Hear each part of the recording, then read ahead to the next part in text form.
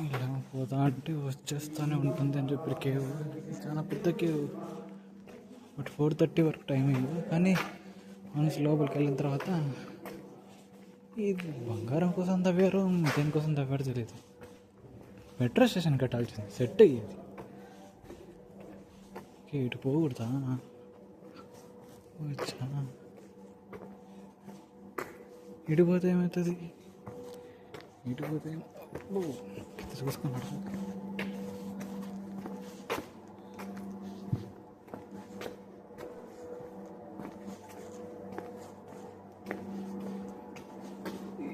రాయి ఎంత లేకపోతే ఏమన్నా కొద్ది ఖర్చు పెట్టి చేశారు కదా, డిజైన్ కదా.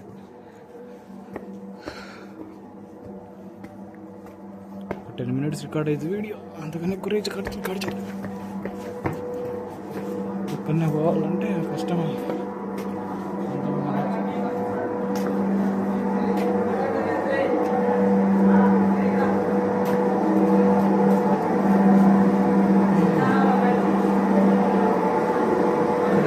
ఆక్సిజన్ వింటున్నాయి.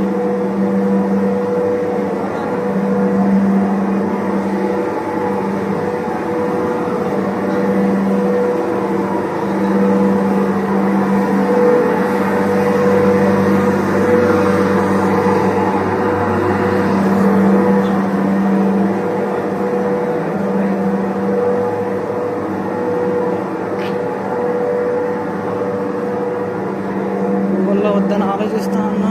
ఇది డెడ్ ఎండా? ఎస్, ఇది డెడ్ ఎండే. అటుకోవాలి.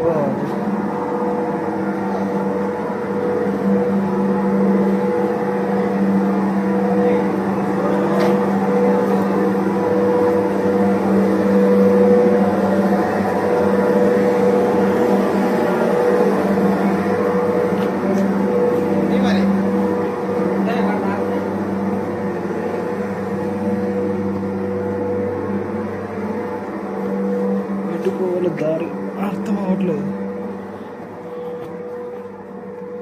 నేను పోయి కరెక్ట్గా కాదు కూడా అర్థం కాకుండా.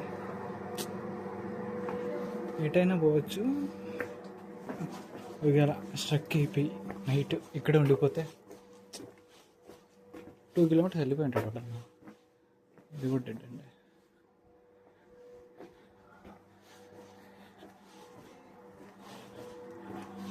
నాకు బతుకు లేకుండా పోతాను. ఇక్కడ తినొచ్చాం కాబట్టి సరిపోయింది, లేకపోతే నాకు మిగిలిపోయేది. ఓకే, రాసారు మన నీట్గా. మరి ఇలా నేను వాళ్ళు రాశారు.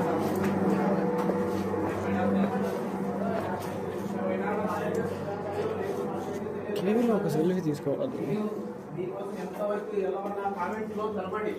నేను ఖచ్చితంగా ఆ వీడియోస్ కోసం నేను వెళ్తాను. ఎంత దూరమైన కానీ, అది ఎంత జర్నీ కానీ మీకోసం నేను వెళ్తాను. Thank you bro.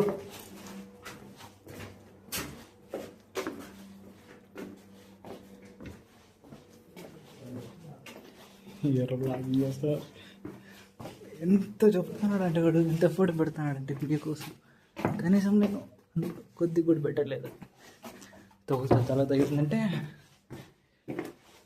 కుట్టించుకోవడానికి బయటకు కూడా పోలేము.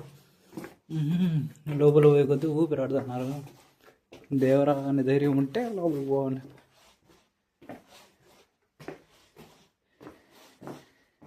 సఫికేషన్ స్టార్ట్ అయింది.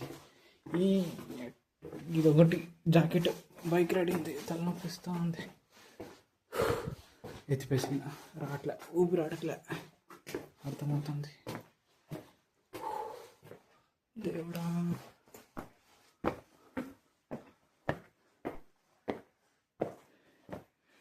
ఇదొక అడ్వెంచర్ అనుకోవాలి.